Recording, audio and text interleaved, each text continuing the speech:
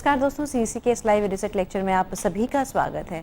मित्रों, हमारी विशेष श्रृंखला हिंदी अनुवाद के अंतर्गत आज हम बात करेंगे भारत में बहुभाषिकता और अनुवाद। और इसके लिए एक बार फिर से हमारे साथ हमारे स्टूडियो में मौजूद हैं हिंदी के जाने माने professor doctor PC Tandon. Doctor PC Tandon Delhi विश्वविद्यालय के हिंदी विभाग में कार्यरत हैं और निरंतर हिंदी भाषा को लोकप्रिय बनाने के लिए कार्यरत हैं। तो आइए तहे दिल से इनका स्वागत करते हैं और भारत में बहुभाषिकता और अनुवाद इस पर विशेष चर्चा करते हैं। तो डॉक्टर पीसी टंडन, आपका बहुत बहुत स्वागत है।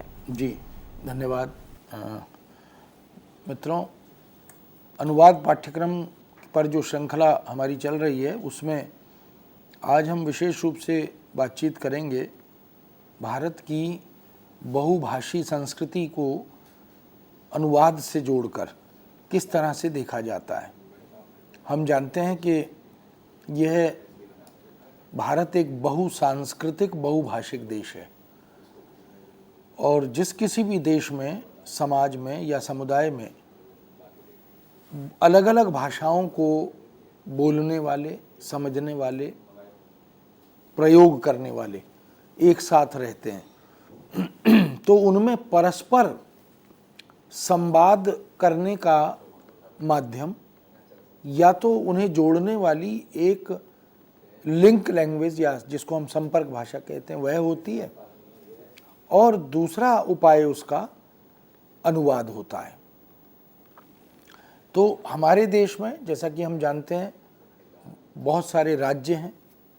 राज्यों का जो विभाजन है उसका एक प्रमुख आधार भाषा भी है।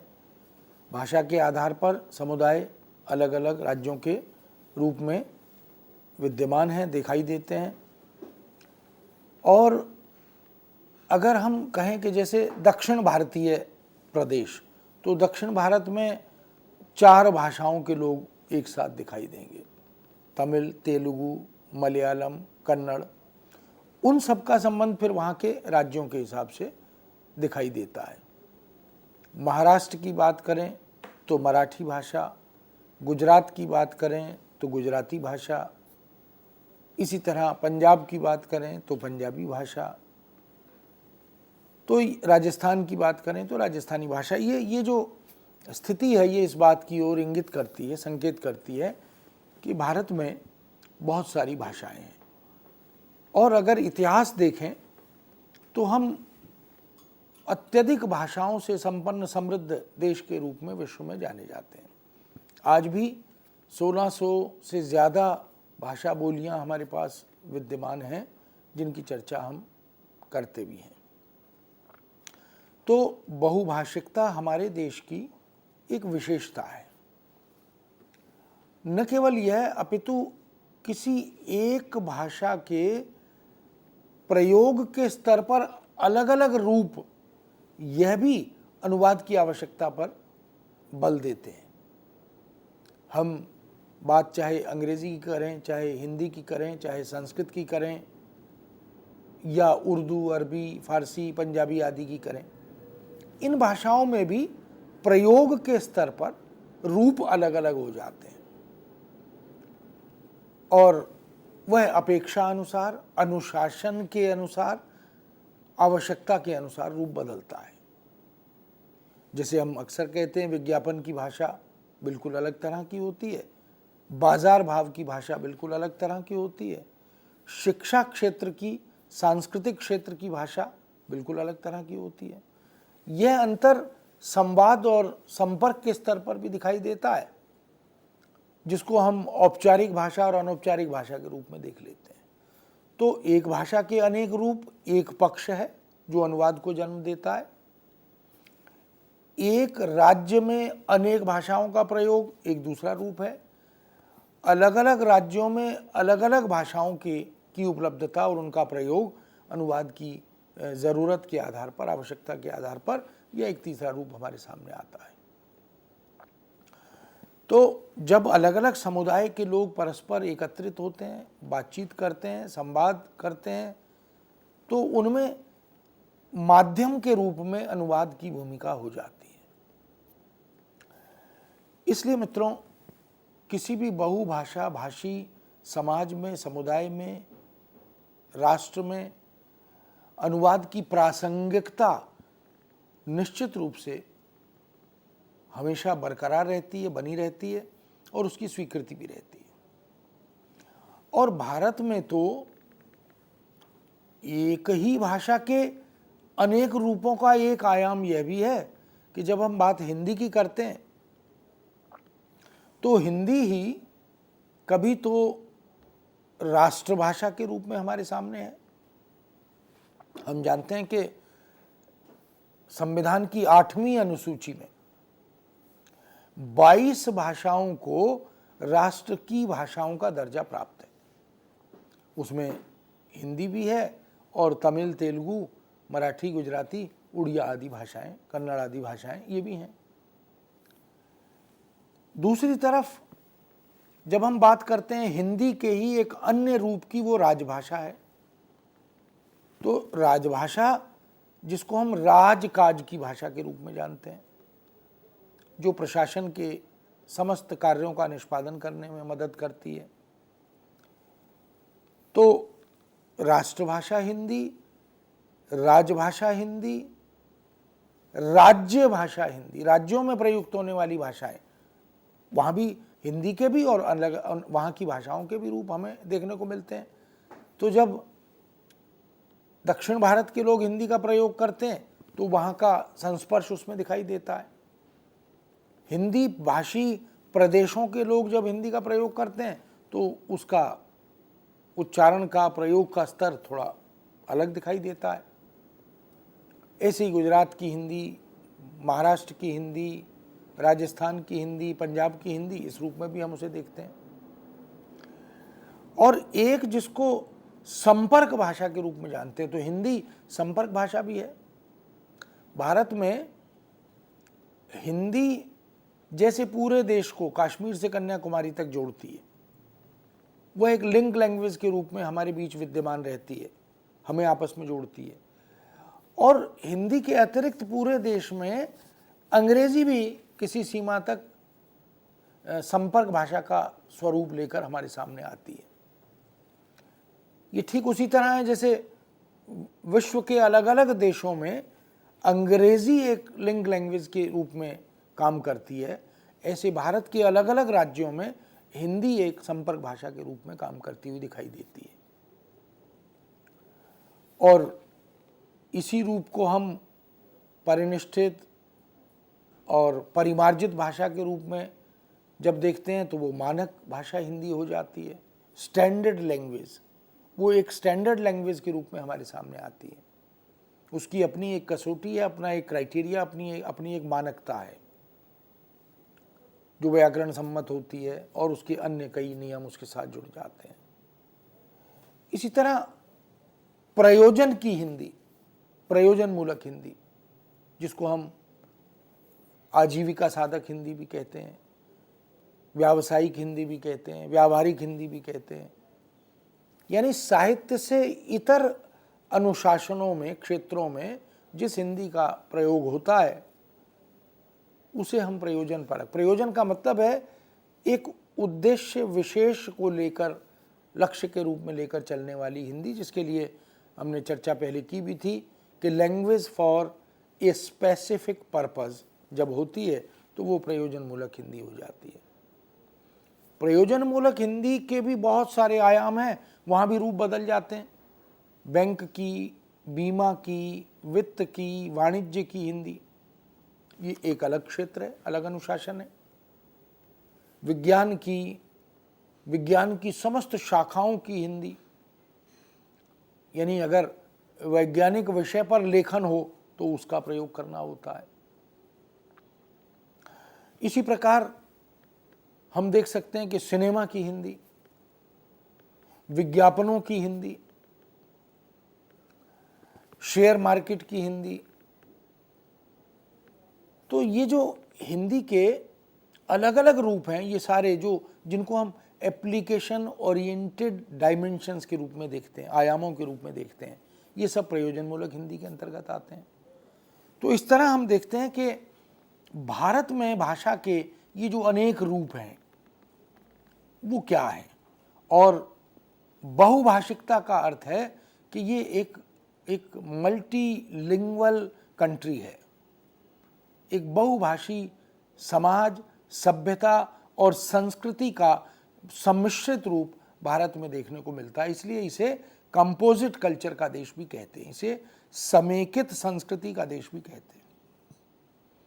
हमारी जो संसद है, लोकसभा और राज्यसभा, वहाँ पर अलग अलग राज्यों के अलग अलग भाषा भाषी समुदायों के प्रतिनिधि जो इलेक्टेड मेंबर के रूप में, जो हमारी जो वोट पद्धति है उसके आधार पर जब वो चयनित होकर आते हैं तो वो सब एक जगह बैठकर देश की तमाम तरह की समस्याओं पर, योजनाओं पर, चुनौतियों पर विमर्श करते हैं। लेकिन बहुत से लोग अब भिन्न भिन्न भाषा के बावजूद संवाद स्थापित करते हैं। उसमें या तो लिंक लैंग्वेज काम करती है और या अनुवाद काम करता है।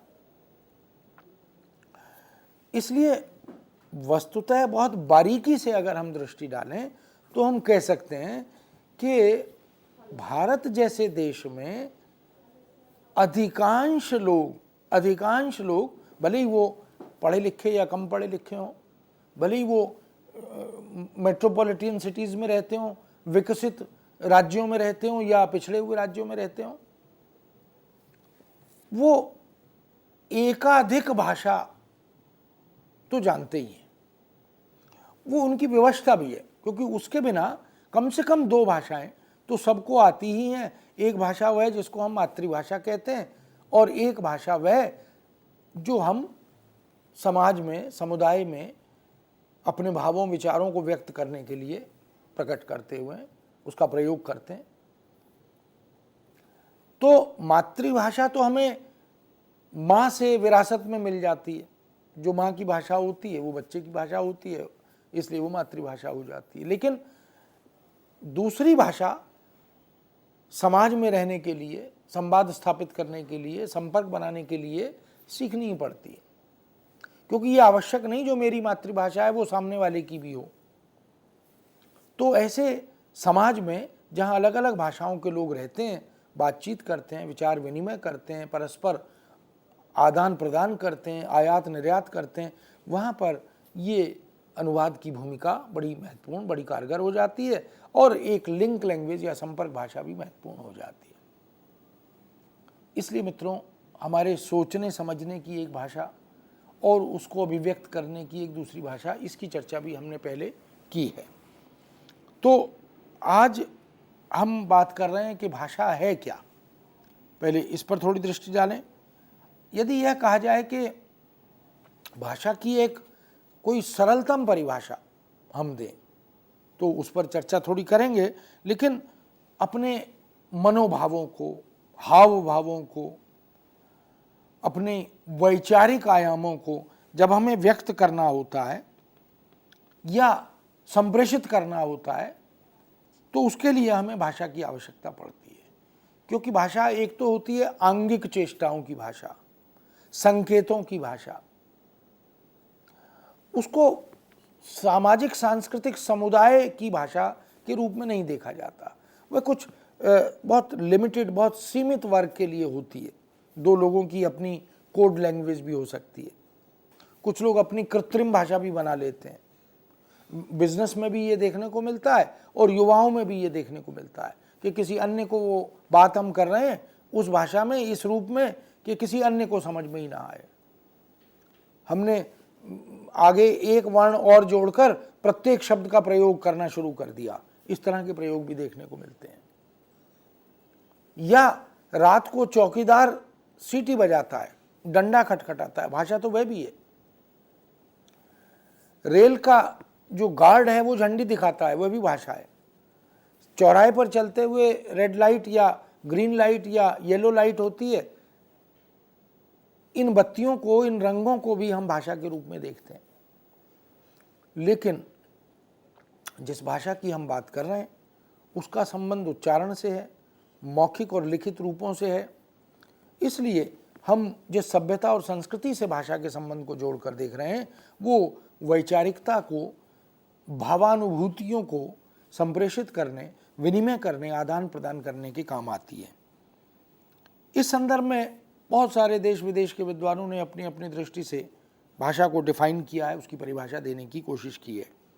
संस्कृत के बहुत ही प्रतिष्ठित आचार्य भर्तृहरि, जो भाषाविद व्याकरणविद हैं, उन्होंने भी इस तरफ संकेत करते हुए ये कहा है कि भाषा में परस्पर जो संबद्धता है वह बनी रहती है और विचार को व्यक्त करने का एक सशक्त माध्यम किसी भी सभ्य समाज के लिए अगर है तो वह भाषा है।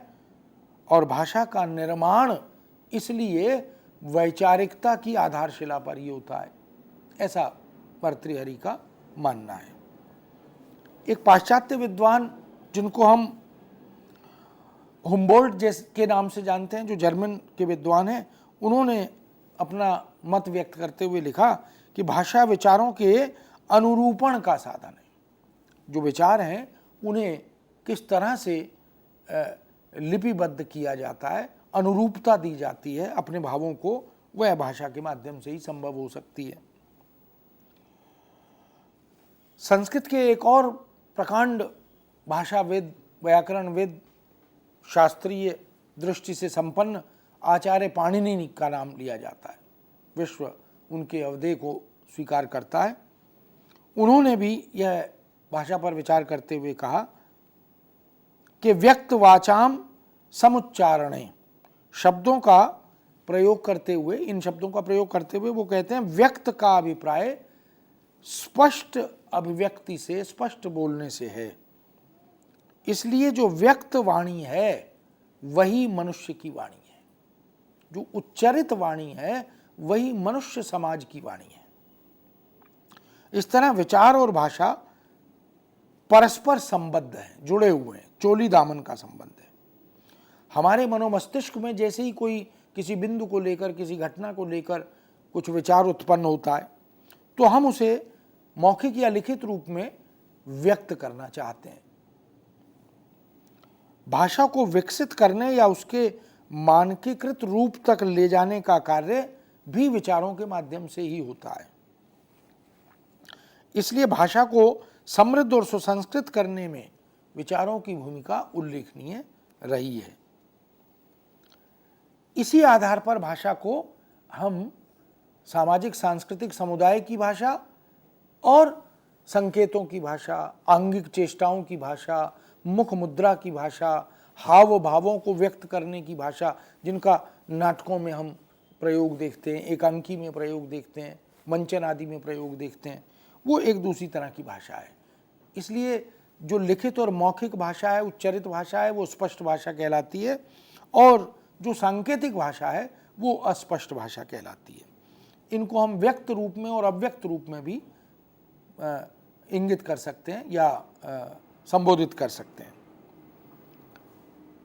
जैसे मध्यकाल के एक बड़े प्रसिद्ध कवि बिहारी हुए, उन्होंने भाषा के एक उस रूप का प्रयोग किया, समुदाय में, गुरुजनों के बीच में, परिवारजनों के बीच में नायक और नायिका बात कर रहे हैं, लेकिन जिस भाषा में बात कर रहे हैं वह भाषा उन दोनों को ही समझ में आती है, तीसरे चौथे किसी को समझ में नहीं आ रही। यह भाषा उस तरह से व्यापक समुदाय की भाषा नहीं है।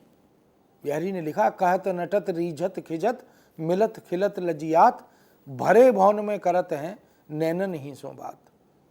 तो जो नेत्रों का संवाद है वह अव्यक्त भाषा है, वह उन दो के बीच की भाषा तो हो सकती है, लेकिन बाकी समुदाय के बीच की भाषा वह नहीं है। इसलिए यह बात स्पष्ट है कि पशु पक्षियों की भाषा, जीव जंतुओं की भाषा, भाषा वह भी है, लेकिन उसकी चर्चा हम यहाँ पर नहीं कर रहे। भाषा के विषय में एक बहुत सामान्य और सरल सी परिभाषा अगर हम दें, जिसमें भाषा के अधिकांश तात्विक बिंदुओं को समाहित कर सकें, तो हम कहते हैं भाषा मुख से उच्चरित, पहला बिंदु उच्चरित आया, मुख से उच्चरित सार्थक वाक प्रतीकों की एक यादृच्छिक व्यवस्था है, जिसके माध्यम से सामाजिक सांस्कृतिक समुदाय के लोग परस्पर विचार विनिमय करते हैं। तो ये जो बिंदु 7 हमारे पास उभर कर आते हैं कि भाषा उच्चरित होती है, उच्चारण के बाद ही फिर उसके लेखन की बात होती है। इसलिए देवनागरी के बारे में हमारे यहाँ कहा गया कि वह जैसी उच्चरित होगी वैसी लिखित होगी। इसलिए उच्चारण और लेखन में एक आंतरिक संबंध रहता है। भाषा के प्रकारों की अगर बात करते हैं, कितने प्रकार की भाषा है भारत में, हम उन भाषाओं के अलग अलग रूपों को देखते हैं। यही भाषा के वैविध्य की दृष्टि से इस भाषा और भाषा क्योंकि संस्कृति को वहन करती है, भाषा बहुत सारी हैं, इसलिए सांस्कृतिक विरासत भी बहुत सारी हैं। उन सब को हम समेकित रूप में स्वीकार करते हैं। हम दक्षिण भारत की संस्कृति, हम नॉर्थ ईस्ट की संस्कृति, हम पंजाब की, हरियाणा की, गुजरात की या राजस्थान की संस्कृति, इनको अलग अलग देखते हुए भी भारतीय संस्कृति के रूप में स्वीकार करते हैं, क्योंकि हम सब एक दूसरे की संस्कृति का उसी तरह सम्मान करते हैं जैसे अन्य संस्कृति के लोग हिंदी का या हिंदी जगत का सम्मान करते हैं। तो भाषा के प्रकारों को अगर हम देखें तो व्यावहारिकता के आधार पर हम इनको राष्ट्रभाषा के रूप में, प्रादेशिक भाषा के रूप में, आंचलिक भाषा के रूप में और जनपदीय बोलियों के रूप में भी देख सकते हैं। हम देख सकते हैं कि भारत में भाषाओं की जो स्थिति है वो किस तरह से विलक्षण है, विचित्र है और समृद्ध संपन्न है। तो व्यावहारिकता के आधार पर राष्ट्रभाषा, प्रादेशिक भाषा, आंचलिक भाषा, जनपदीय भाषा। फिर संस्कार के आधार पर भी अगर हम देखें तो जब भाषा को संस्कृत कर दिया जाता है, परिष्कृत कर दिया जाता है, वह विकसित होते होते एक आदर्श रूप तक पहुंच जाती है, उसे हम मानक भाषा के रूप में देखते हैं, स्टैंडर्ड लैंग्वेज के रूप में देखते हैं। उस स्टैंडर्ड रूप को पूरे देश में अखिल भारतीय स्तर पर स्वीकार किया जाता है। जन्म के आधार पर मातृभाषा जो मां से प्राप्त होती है, शासन के आधार पर राजभाषा, संघ भाषा, संपर्क भाषा और राज्यों की भाषा, अलग अलग राज्यों की भाषाएं।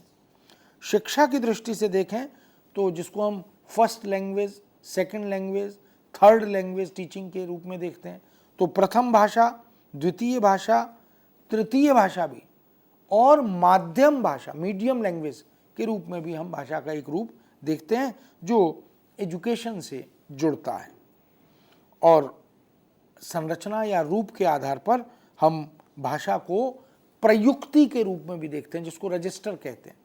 अंग्रेजी, हिंदी के, व्याकरण के, विज्ञापन के या अलग अलग भाषाओं के अलग अलग रूपों में अलग अलग रजिस्टर्स हमें देखने को मिलते हैं और फंक्शनल हिंदी के रूप में भी हम उसे देखते हैं। तो ये भाषा के अनेक प्रकार हैं जो भारत में मिलते हैं और ये हिंदी के साथ ही नहीं, अनेक अन्य भाषाओं के साथ भी ऐसी स्थितियां देखने को मिलती हैं अगर हम वैश्विक धरातल पर इस पर विचार करते हैं। तो इस तरह हम देख सकते हैं कि इन रूपों को, जिनकी चर्चा अभी हमने की, हम नेशनल लैंग्वेज के रूप में देखते हैं, हम प्रोविंशियल लैंग्वेज के रूप में देखते हैं, हम रीजनल लैंग्वेज के रूप में भी देखते हैं, हम डेवलप्ड या एडवांस्ड लैंग्वेज के रूप में भी देखते हैं, स्टैंडर्ड लैंग्वेज के रूप में भी देखते हैं, ऑफिशियल लैंग्वेज के रूप में भी, जिसको हम राजभाषा कहते हैं, और लैंग्वेज ऑफ द यूनियन के रूप में भी देखते हैं, लिंक लैंग्वेज या संपर्क भाषा के रूप में भी देखते हैं और इसी तरह फंक्शनल लैंग्वेज के रूप में भी देखते हैं। तो ये भाषा के अनेक रूप हैं जो भारत में हमें देखने को मिलते हैं। तो हिंदी के भी अनेक रूप और अन्य राज्यों में जो हमारी भाषाई विरासत हमारे पास है उसके भी बहुत सारे रूप हमें देखने को मिलते हैं। वो साहित्यिक हिंदी भी हो सकती है, वो प्रशासनिक हिंदी भी हो सकती है।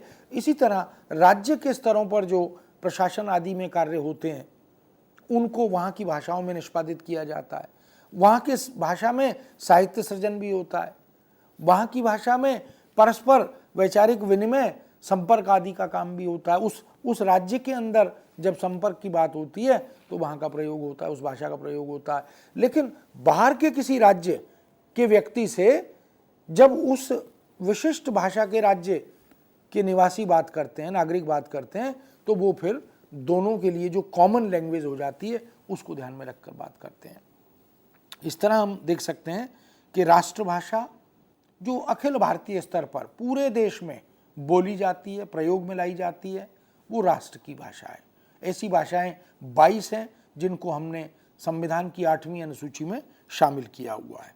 संपर्क भाषा जो किसी भी देश विदेश में जोड़ने का काम करती है, पूरे देश को, चाहे वो किसी भी भाषाभाषी समुदाय का व्यक्ति है, दूसरे भाषाभाषी समुदाय के व्यक्ति से बात करनी है, लिंक बनाना है, तो वह उस लिंक लैंग्वेज का प्रयोग करता है। वह लिंक लैंग्वेज हिंदी भी हो सकती है, अंग्रेजी भी हो सकती है। इसी तरह विदेशों के मामले में अलग अलग भाषा भी हो सकती है। स्टैंडर्ड लैंग्वेज जब वो परिष्कृत परिनिष्ठित हो जाती है। राजभाषा जो कामकाज में केंद्र सरकार की राजभाषा हिंदी है भारत में, यह हम जानते हैं, ऑफिशियल लैंग्वेज।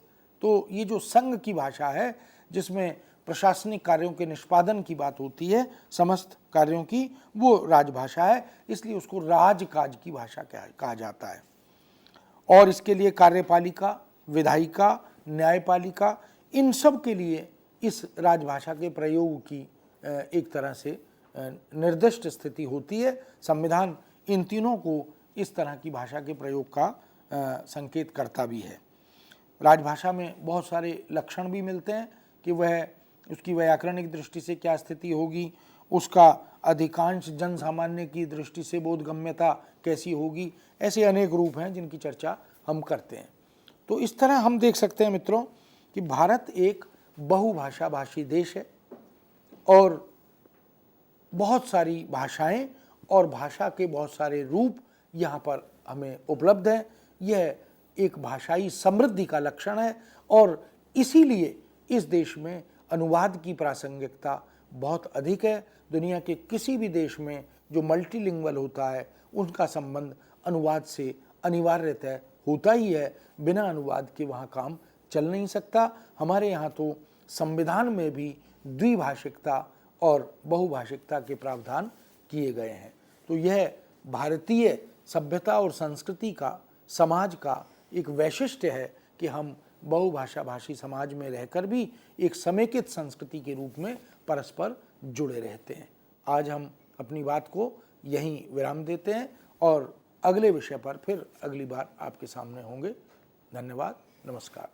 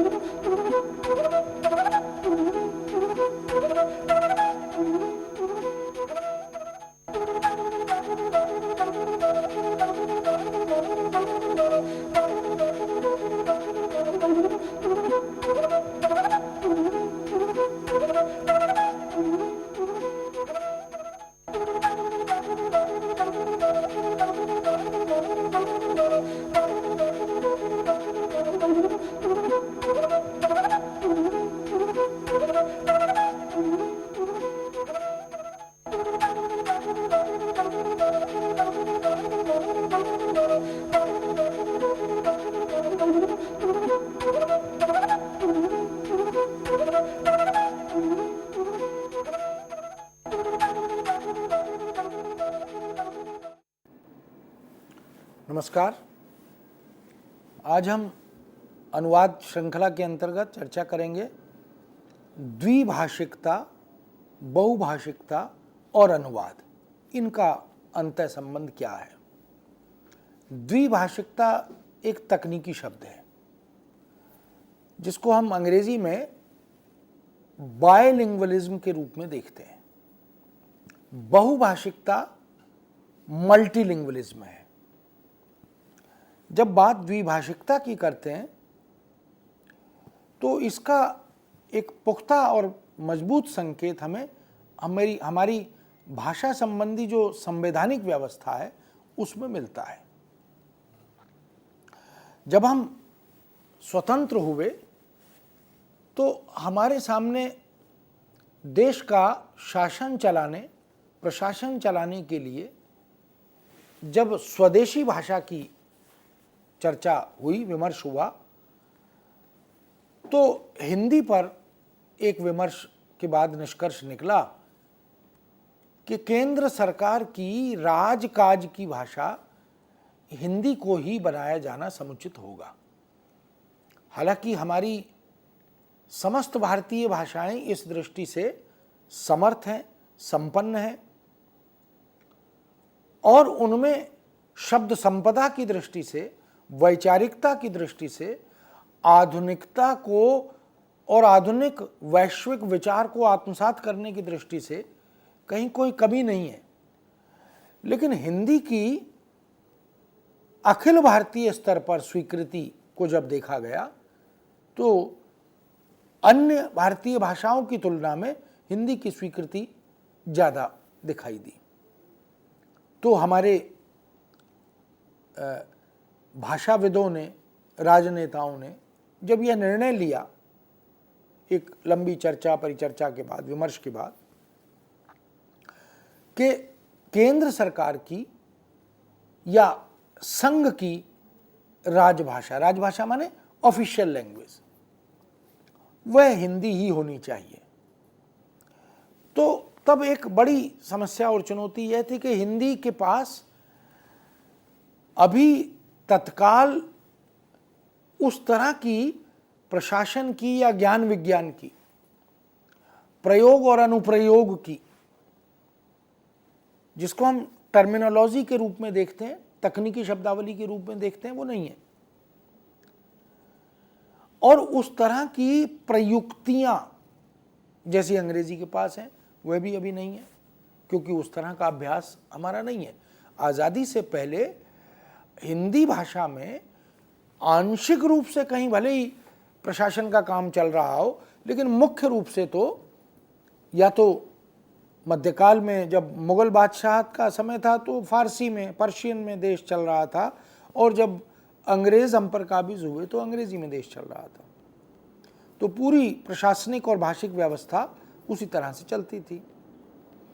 इसलिए हमने जब 14 सितंबर सन 1949 को संघ की राजभाषा, केंद्र की राजभाषा हिंदी को घोषित किया, तो मजबूरन हमें अंग्रेजी का आश्रय भी लेना पड़ा, अंग्रेजी की शरण भी लेनी पड़ी। हालांकि अंग्रेज के विरुद्ध और अंग्रेजी के विरुद्ध ही हमने संघर्ष किया, लेकिन क्योंकि राष्ट्र के विकास को अवरुद्ध करना, रोकना उचित नहीं था, इसलिए तब हमने एक को ऑफिशियल लैंग्वेज जैसी अवधारणा के साथ अंग्रेजी को भी स्वीकार किया। इसलिए द्विभाषिकता, ये जो बायलिंग्वलिज्म है, इसकी कुछ कुछ अनिवार्यता सी बन गई। तो ये तो पक्ष है वो जो प्रशासन के क्षेत्र में सरकारी स्तर पर द्विभाषिकता की अनिवार्यता हुई, और उसके लिए फिर प्रोविजंस हुए संविधान में। हमने अनुच्छेद 343 से 351 तक भाषा, राजभाषा को लेकर, राष्ट्रभाषा को लेकर जो प्रोविजंस किए, उन प्रावधानों के अंतर्गत द्विभाषिकता के महत्व को भी रेखांकित किया गया, और यह विचार किया गया कि जब तक हम समग्र कार्यों का निष्पादन 100% हिंदी में करने में सक्षम नहीं हो पा रहे, या हमारे पास किसी भी कारण से कार्यों का निष्पादन करने में हिंदी में कठिनाई का सामना करना पड़ रहा है, तो वहाँ हम अंग्रेजी का सहारा लेंगे, अंग्रेजी की मदद लेंगे और काम को हम रुकने नहीं देंगे। विकास हमारे लिए सर्वोपरि होगा। इसलिए द्विभाषिकता, अंग्रेजी की बैसाखियां पकड़नी पड़ी हमें मजबूरन। तो उस समय प्रारंभ में तो लक्ष्य था कि हम 65 तक किसी भी तरह से इस स्थिति से निजात पा लेंगे और फिर धीरे धीरे हिंदी में पूरी तरह आत्मनिर्भरता होगी, लेकिन वो नहीं हो पाई। तो उसके दूसरे कारण भी हैं। किंतु अंग्रेजी पहले ऊपर होती थी और हिंदी नीचे होती थी। आज हिंदी ऊपर है और अंग्रेजी नीचे है, लेकिन द्विभाषिक रूप खास तौर पर उन राज्यों के लिए ये छूट दी गई जो हिंदी इतर भाषा भाषी राज्य हैं, जहाँ पर हिंदी में कामकाज करने में अभी उतनी सहूलियत नहीं थी, उतनी सहजता का अनुभव नहीं हो रहा था। तो फिर यह कहा गया कि कोई बात नहीं, अंग्रेजी में जो बात कही जाए उसका फिर अनुवाद करके, उसका उल्था करके हिंदी में भी उसे प्रस्तुत किया जाए। तो बायलिंगुअल डॉक्यूमेंट्री, सारी जो डॉक्यूमेंट्स हैं, सारे पत्र हैं, प्रारूप हैं, नोटिंग ड्राफ्टिंग है या अन्य इसी तरह से जो जो प्रशासन में, कामकाज में भाषा के अलग अलग रूप मिलते हैं, वो उन सबको बायलिंगुअल बनाया जाए। और दूसरा, जैसा कि हम जानते हैं कि जब कोई समाज बहुभाषी होता है, अनेक भाषाओं के प्रयोक्ता एक साथ रहते हैं, एक समुदाय में रहते हैं। भारत एक विश्व की बड़ी लोकतांत्रिक व्यवस्था है और इस लोकतांत्रिक देश में यह सुविधा है कि कोई भी व्यक्ति, चाहे वो किसी भी भाषा भाषी समुदाय का है, किसी भी जाति का है, किसी भी धर्म का है, किसी भी विचार का है, वह देश के किसी भी राज्य में जाकर रह सकता है। एक आध राज्य को अगर हम छोड़ दें तो जहाँ पर सुरक्षा की दृष्टि से या संवैधानिक दृष्टि से कुछ प्रोविजंस हैं कि हर व्यक्ति वहाँ जाकर स्थायी रूप से नहीं रह सकता या ज़मीन खरीद कर वहाँ नहीं रह सकता, लेकिन अधिकांश राज्यों में आवागमन की ये छूट है। तो भाषा का कोई अवरोध नहीं है, धर्म का, जाति का, समुदाय का कोई अवरोध नहीं है, हम कहीं भी जा आ सकते हैं। अब जब अलग अलग भाषाओं के लोग एक साथ किसी एक कॉलोनी में, किसी एक मल्टी स्टोरी भवन में, बिल्डिंग में रहते हैं, तो उनमें भी परस्पर संवाद होता है। ऐसा तो है नहीं कि जैसे हम मान लीजिए किसी लंबी यात्रा पर रेल में बैठकर जा रहे हैं, हवाई जहाज में बैठकर जा रहे हैं, बस में बैठकर जा रहे हैं, तो दो अलग अलग भाषाओं के लोग भी एक साथ बैठकर यात्रा कर सकते हैं और उनमें भी संवाद हो सकता है। तो द्विभाषिकता इसलिए भी जरूरी है कि जिस व्यक्ति को दो भाषाएं कम से कम आती होंगी, वही एक अन्य भाषा भाषी समुदाय के व्यक्ति से संवाद कर पाएगा, संपर्क बना पाएगा, अन्यथा तो बातचीत होगी ही नहीं। इसलिए मौखिक स्तर पर मल्टीलिंगुअल सोसाइटी में, एक बहुभाषी समाज में द्विभाषिकता कम से कम आवश्यक हो जाती है, यानी द्विभाषिकता का होना आवश्यक हो जाता है, ताकि हमारा जो संवाद, संपर्क है, कामकाज है, वो रुके ना। कई बार संप्रेषण के लिए भी द्विभाषिकता की जरूरत पड़ती है। एक अध्यापक कक्षा में जब पढ़ाता है तो वह किसी एक भाषा में कही गई अपनी उक्ति को, अपनी बात को विद्यार्थियों तक पहुंचाने के लिए, उसे और सहज सरल बनाने के लिए उसे किसी दूसरी उस भाषा में भी व्यक्त करता है जो सामने बैठे हुए बच्चों की, विद्यार्थियों की समझ में आ जाए, उन तक संप्रेषित हो जाए। और कभी कभी इसकी ज़रूरत हमें घर में भी पड़ती है, समाज में भी पड़ती है, सभ्य सुसंस्कृत समाज में भी पड़ती है। तो द्विभाषिकता, और इसके लिए हम देखें कि अगर बारीकी से सोचें तो हमारे सोचने समझने की प्रक्रिया से लेकर उसे मौखिक या लिखित रूप में व्यक्त करने तक की प्रक्रिया के बीच में एक प्रक्रिया अनुवाद की भी चलती है। भले ही हम उसे हिंदी में सोचकर हिंदी में ही व्यक्त कर रहे हैं मौखिक या लिखित रूप से, तो भी हमारे सोचने और व्यक्त करने के बीच में एक प्रोसेस है, एक प्रक्रिया है जो काम करती है, और उसको फिर हम विधिवत सामने वाले समुदाय को ध्यान में रखकर जब व्यक्त करते हैं तो उसमें संशोधन भी करते हैं, संवर्धन भी करते हैं, कटौती भी करते हैं, और कभी कभी और अधिक स्पष्ट करने के लिए किसी दूसरी तीसरी भाषा के शब्दों का प्रयोग भी कर लेते हैं। तो ये जो मल्टीलिंग्वलिज्म है और बायलिंग्वलिज्म है, यानी द्विभाषिकता और बहुभाषिकता, इनके लिए अनुवाद की अपेक्षा अत्यधिक हो जाती है। प्रयोक्ता स्वयं भी अनुवाद करता है अपने लिए, अपनी बात को समझने और समझाने के लिए, और सामने वाले के लिए भी वह फिर आगे अनुवाद की ज़रूरत के आधार पर उसका प्रयोग करता चलता है। तो ये भारत, जैसा कि हम जानते हैं कि एक बहुभाषा भाषी देश है, और इसमें द्विभाषिकता एक कॉन्स्टिट्यूशनल प्रोविज़न के तहत अपेक्षित आवश्यक हो जाता है।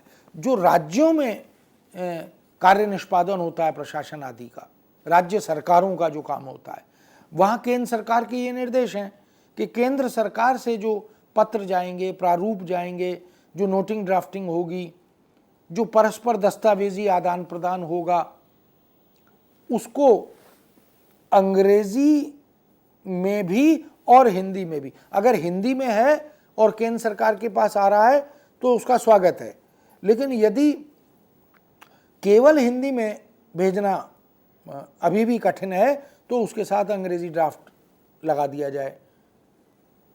और इसी तरह राज्य के स्तर पर राज्यों की भाषा को भी प्रशासन के साथ जोड़कर काम करने की एक परिपाटी है, परंपरा है, और उसकी संवैधानिक छूट भी है।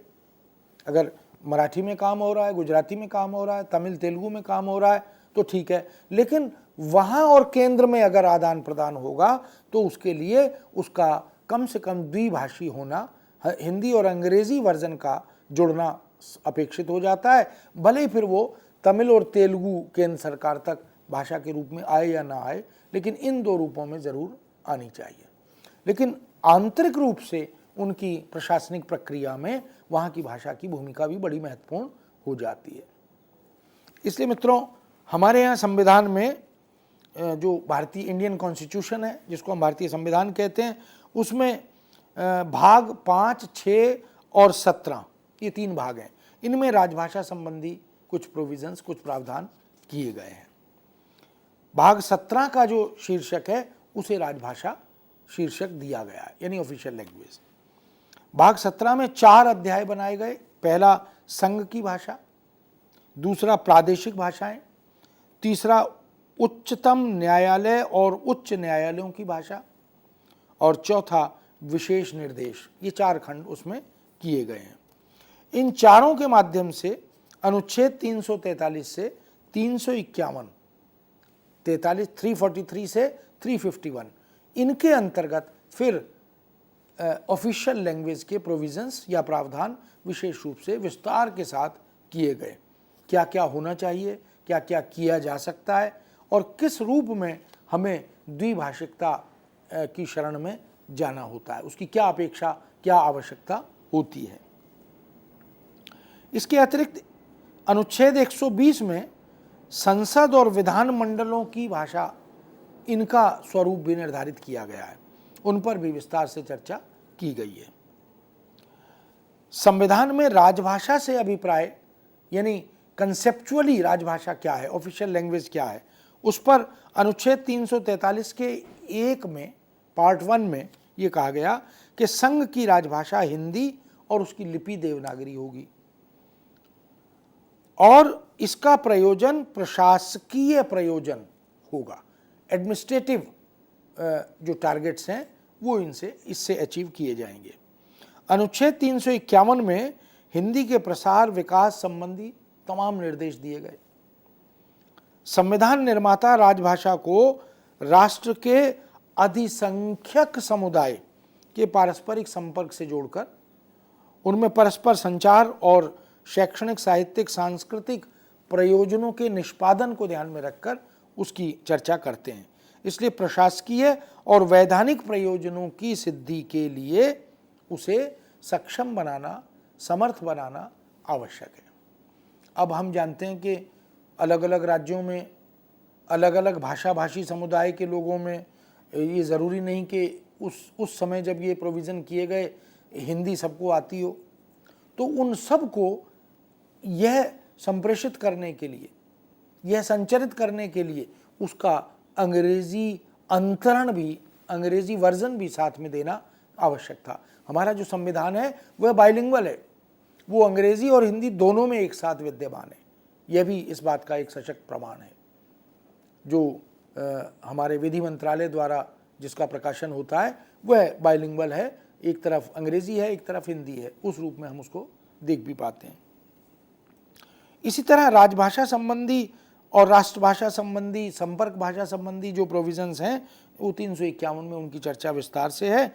और संविधान सभा में भारतीय संविधान के अंतर्गत हिंदी को राजभाषा घोषित करने का प्रस्ताव वस्तुतः उस समय, उस जमाने में दक्षिण भारत के एक बहुत ही प्रसिद्ध विद्वान, जो बड़े समादृत भाव से जिनकी चर्चा होती है, वो हैं श्री गोपाल स्वामी अयंगार।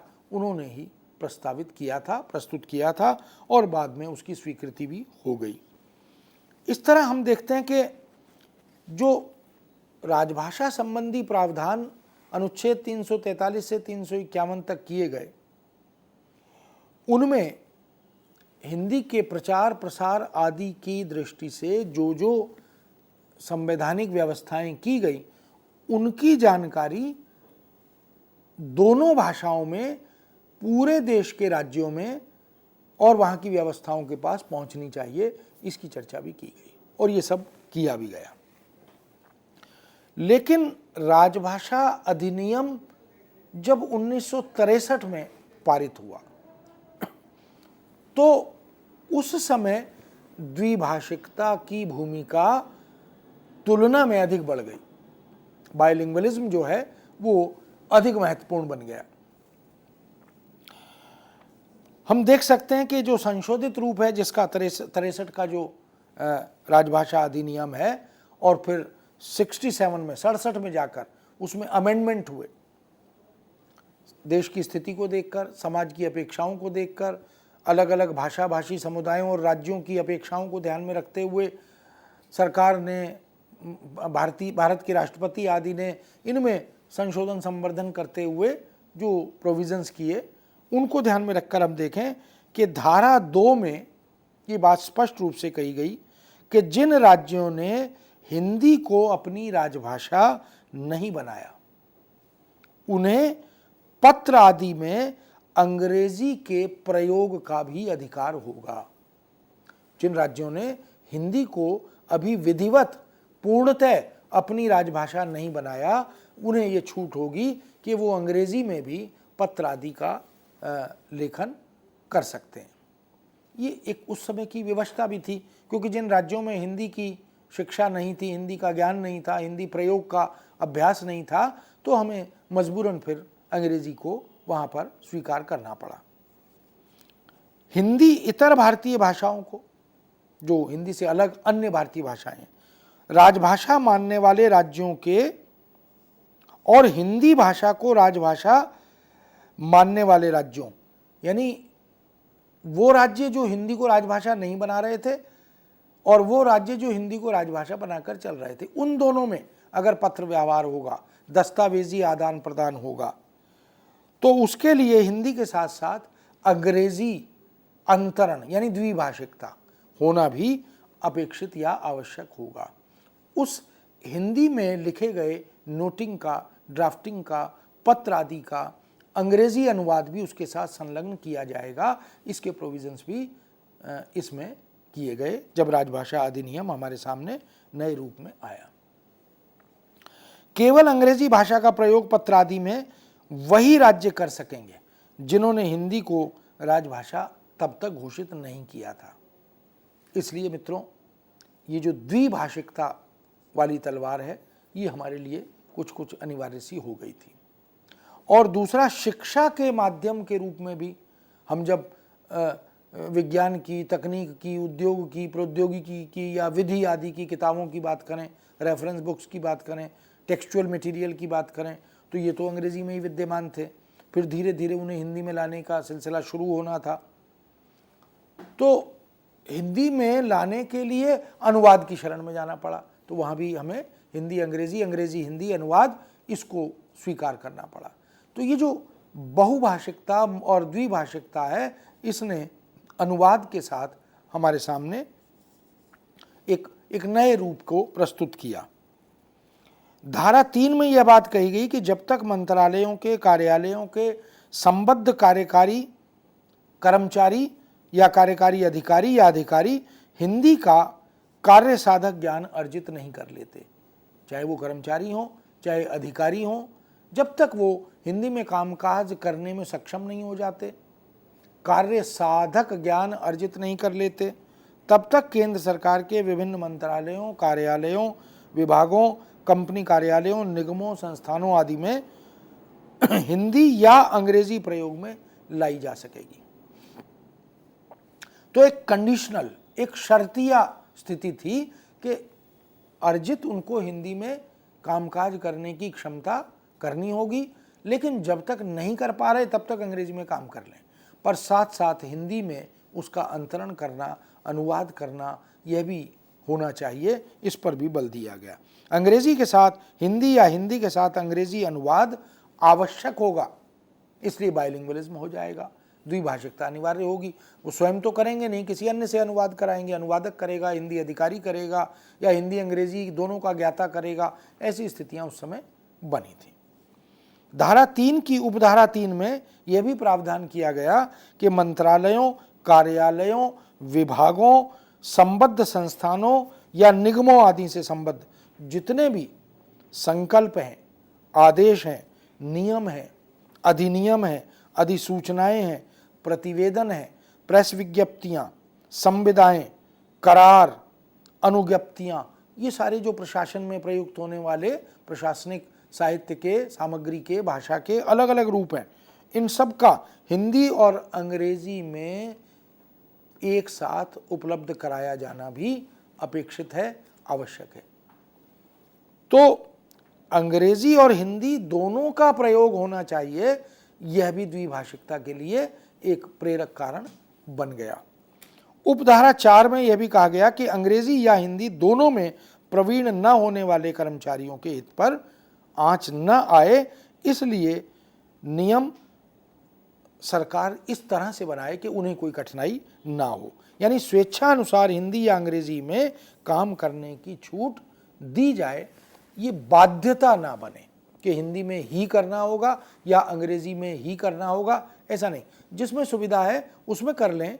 अगर अंग्रेजी में कर सकता है व्यक्ति प्रशासनिक कार्यों का निष्पादन, तो अंग्रेजी में करे, लेकिन उसके साथ साथ फिर उसका हिंदी अनुवाद लगा दे। अगर हिंदी में काम कर सकता है तो हिंदी में करे, फिर उसके साथ साथ उसका अंग्रेजी में अनुवाद लगा दे। इस तरह से प्रोविजंस उस समय प्रारंभ में किए गए थे।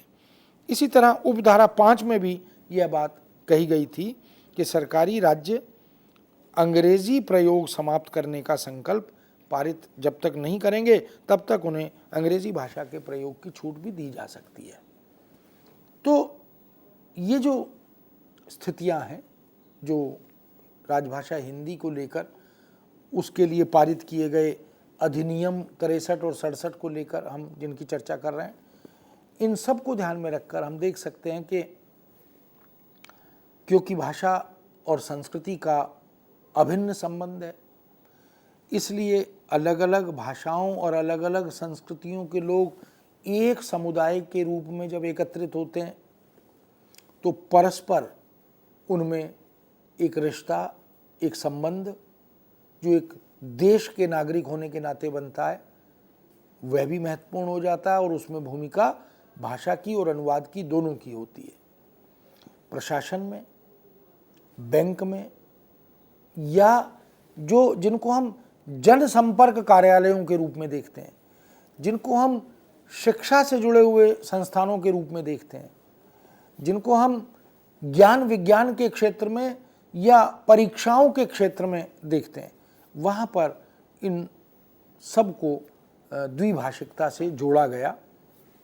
जब हम प्रश्न पत्रों को देखते हैं, अलग अलग फॉर्मेट्स को देखते हैं, परिपत्रों को देखते हैं, जो फॉर्म है, या बैंक की चेकबुक को, पासबुक को देखते हैं, निर्देशों को देखते हैं, बात चाहे रेलवे की हो, चाहे एयरपोर्ट अथॉरिटी की हो, हवाई यात्रा की हो, या शैक्षिक संस्थानों की हो, सरकारी, गैर सरकारी, कॉरपोरेट कल्चर, इन सब क्षेत्रों में हम देखें कि ये जो द्विभाषिकता है, इसके जो प्रावधान किए गए थे उनका प्रसार हुआ है। उसके माध्यम से फिर हिंदी का भारतीय अन्य भाषाओं का विस्तार भी इसके माध्यम से हुआ है, और यह हमारे लिए बहुत महत्वपूर्ण है, बड़ी उपलब्धि है।